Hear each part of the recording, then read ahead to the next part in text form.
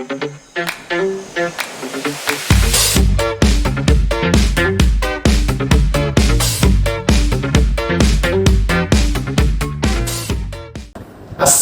warahmatullahi wabarakatuh. Apa kabar adik-adik? Bagaimana persiapan adik-adik menuju SNBT 2024? Perkenalkan, nama Abang Bang Taufik. Abang akan menemani adik-adik belajar dalam persiapan menuju SNBT 2024. Ini adalah video pertama Abang, dan kita akan bertemu di video-video lainnya. Sudah siap untuk belajar? Mari kita mulai dengan Bismillahirrahmanirrahim. Baiklah adik-adik, sudah siap untuk belajar? Kita mulai ya belajar kita pada video kali ini. Video kali ini Abang akan menjelaskan tentang penarikan kesimpulan. Kebetulan materi tentang penarikan kesimpulan ini adalah materi wajib dan dia muncul pada setiap tahun UTBK. Dan tentunya di tahun 2024 ini soal mengenai penarikan kesimpulan juga akan muncul pada subtes penalaran umum. Sudah siap untuk belajar? Kita akan mulai. Pada video kali ini, penarikan kesimpulan, Abang hanya akan membahas tentang 3 metode dasar dalam kita melakukan penarikan kesimpulan. Yang pertama, nah ini adalah modus ponens. Modus ponens. Jadi di modus ponens ini kita fokus pada tanda panah ini. Nah, ini tuh bacanya adalah maka. Oke, ini huruf K ya, maka. Jadi pernyataan pertama, jika P maka Q, gitu ya bacanya ya. Gimana adik? Coba diulang. Jika P maka Q. Pernyataan keduanya adalah P, maka kesimpulannya adalah Q. Bang, kok bisa kesimpulannya Q? Ya, karena ini adalah syarat mutlak. Jadi tanda maka di sini itu adalah syarat mutlak. Baiklah adik-adik, Abang akan kasih contoh. Silakan fokus pada pernyataan yang pertama. Jika Mandalika lulus ujian, maka ia mendapat beasiswa. Oke. Mandalika lulus ujian ini kita garis bawahi dan ini adalah kita kasih simbol P. Oke, P. Kemudian yang ia mendapat beasiswa ini adalah Q. Nah, sesuai dengan modus ponens, kemudian pernyataan kedua di sini adalah P. Sama ya, Mandalika lulus ujian, maka kesimpulannya adalah ia mendapat beasiswa. Ini adalah Q. Gitu. Atau misalkan dengan cara sederhana adalah karena huruf P di sini sama, maka sisanya adalah Q. Itu adalah kesimpulannya. Mudah bukan modus ponens? Ya, kita akan lanjutkan dengan modus tollens. Apa tuh modus tollens? Nah, modus tollens ini adalah sahabatnya modus ponens. Nah, hanya saja di modus tollens pernyataan keduanya itu berupa negasi atau negatif. Negasi itu yang mana Bang? Ini dia tandanya. Ini bukan cacing ya adik-adik ya. Itu negasi. Nah, seperti ombak begitu. Nah, pernyataan yang pertama itu tetap sama dia. Tetap punya yang namanya syarat mutlak. Ini mutlak ya. Ini syarat mutlaknya. Jika P maka Q. Kemudian pernyataan keduanya adalah negasi Q. Nah, kesimpulannya apa? Kesimpulannya adalah negasi P. Oke, kita ambil contoh yang berikutnya. Dengan kalimat yang masih sama ya tentang Mandalika tadi. Jika Mandalika lulus ujian, maka ia mendapat beasiswa. Kita garis bawahi dulu, Mandalika lulus ujian ini adalah P, kemudian ia mendapat beasiswa adalah Q. Nah, pernyataan kedua ini muncul kata tidak. Nah, tidak di sini artinya apa?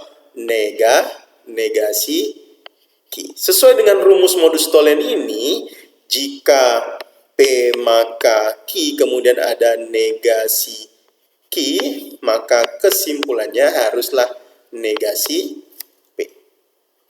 Maka kesimpulan yang dapat kita ambil adalah Mandalika tidak lulus ujian. Gimana? Mudah bukan? Jadi kalau kita mau sederhanakan antara modus ponens dan tollens, oke, ini modus ponens. Waduh, huruf P-nya nggak kelihatan ya. Oke, modus ponens dan ini tollens, di mana modus ponens itu positif, sedangkan modus tollens itu adalah negatif atau negasi. Sudah siap untuk belajar yang berikutnya? Oke, kita lanjut dengan yang berikutnya adalah silogisme. Nah, silogisme ini adalah serangkaian syarat-syarat mutlak yang saling berkaitan. Kalau tadi di modus ponen dan modus tolen itu hanya ada satu syarat mutlak, sedangkan di silogisme itu ada dua syarat mutlak atau bahkan lebih. Nah, kita cek. Pernyataan yang pertama, jika P maka Q, kemudian pernyataan yang kedua, jika Q maka R. Nah, kesimpulannya apa, Bang? Kesimpulannya adalah jika P maka R.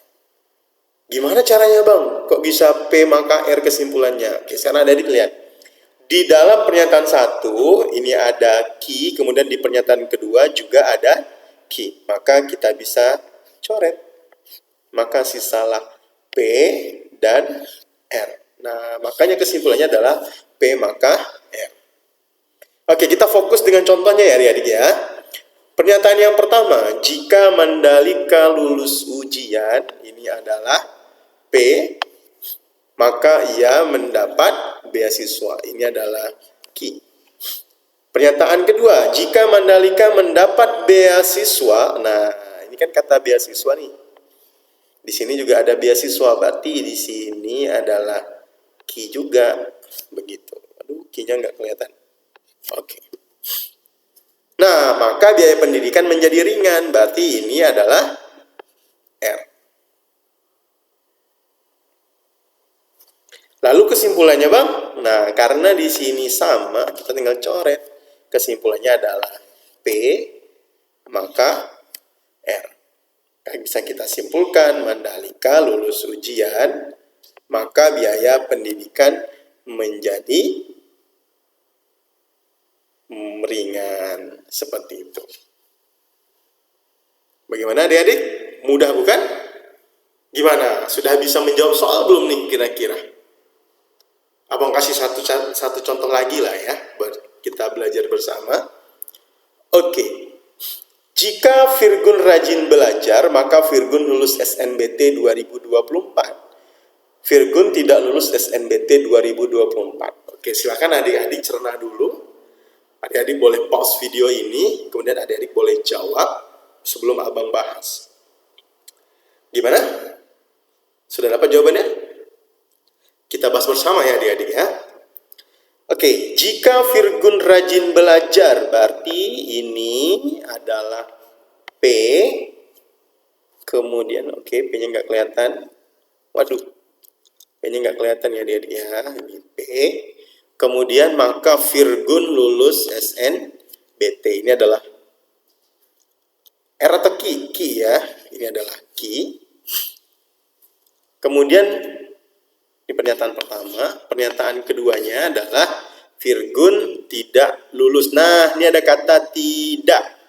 Oke, ini ada kata tidak. Berarti ini menggunakan modus apa kalau tidak? Menggunakan tollens. Berarti kita menggunakan rumus jika P maka Q, kemudian ada negasi Q, maka kesimpulannya adalah negasi P.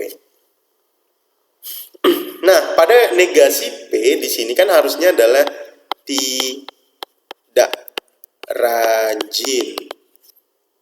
Ya, tidak rajin belajar.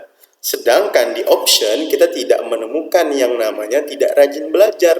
Lalu bagaimana, Bang? Maka kita bisa cari kata yang maknanya sama dengan tidak rajin belajar. Yang mana? Yang B, Virgun malas belajar. Ini jawabannya. Gimana? Adik-adik benar atau salah? Mudah-mudahan benar ya adik-adik ya. Oke. Adik-adik, kebetulan di sesi ini Abang ada menyiapkan kuis. Nah, ada kuis nih. Kuisnya adalah sebanyak 3 buah soal. Nanti adik-adik silakan pelajari. Dan kemudian jawabannya silakan adik-adik komen. Ketik komen ya. Silakan adik-adik komen. di bagian kolom komentar. Jadi masukkan saja situ namanya, nama adik-adik, dan pilihan dan jawaban nomor 1, 2, dan 3-nya apa. Seperti itu. Adik-adik, pada sesi ini Abang telah menyediakan kuis sebanyak 3 soal. Nanti adik-adik silahkan jawab pertanyaan ini, lalu adik-adik balas di kolom komentar. Adik-adik sertakan nama, lalu jawaban nomor 1, 2, dan 3-nya apa. Nanti Abang akan membuatkan video khusus untuk membahas mengenai kuis. Sudah siap untuk menjawab kuis? Ini soalnya.